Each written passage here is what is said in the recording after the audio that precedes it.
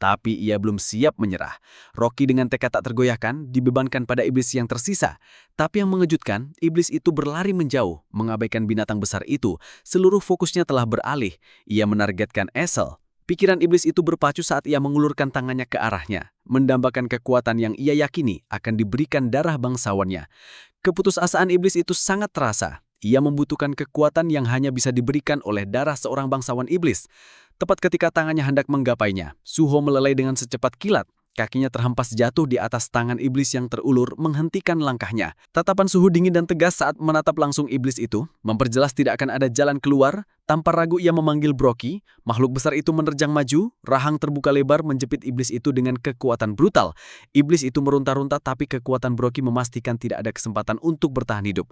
Di jauhan, Esel mengembalikan kesadarannya, bergerak dan berusaha untuk bangkit. Tubuhnya lemah, pikirannya tajam saat ia menilai Saden yang terbentang di hadapannya. Baru mendekatinya, nadanya tajam seperti biasa. Ia mengomentari kondisinya sebelum tiba-tiba mendesaknya untuk melihat dengan dekat dan mengenali kebenaran tentang Suho. Pikiran Esel mulai berpacu, ketidakpercayaannya melihat manusia lain yang mampu memegang prajurit bayangan berbaur dengan petunjuk. Baru mendorongnya ke arah suatu kesadaran, lalu ia tersadar. Sebuah pengakuan luar biasa yang tiba-tiba tentang siapa Suho sebenarnya. Sementara itu ketika nyawa iblis itu memudar, sebuah pemberitahuan muncul di hadapan Suho. Ia telah membunuh iblis berperingkat rendah dan menaikkan levelnya menjadi 21.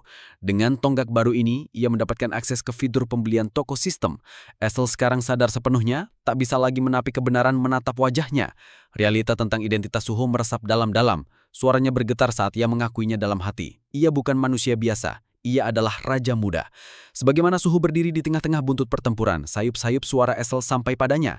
Kata-katanya membawa kebingungan, namun saat ia mengakui betapa berbedanya, ia muncul sekarang menyerupai Sung Jinho dengan cara yang luar biasa.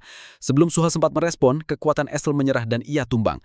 Kekhawatiran terlintas di wajah Suho saat ia bertalih pada Baru untuk meminta jawaban. Raja Semut dengan sikap tenang memeriksa kondisinya dengan teliti. Hampir seperti tenaga medis kawakan Baru meyakinkan Suho bahwa ia hanya pingsan karena kelelahan. Meskipun babak belur, ia tidak dalam bahaya kritis. Lega dengan berita ini, Suho menghela napas lan menghentikan tubuhnya. Baru tak membuang waktu, ia bergerak lincah menyembuhkan para pemburu yang tak sadarkan diri yang tergeletak berserakan di medan pertempuran. Tubuh mereka patah tapi nyawa mereka terhindar. Saat Suho mengawasi para penyelamat, pemberitahuan muncul di penglihatannya, menandakan penyelesaian pencariannya.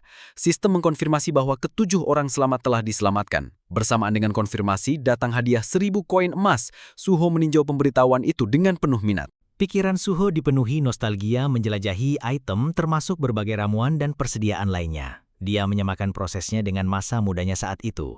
Menyelesaikan tugas untuk ayahnya telah memberinya uang saku, seperti menyelesaikan pencarian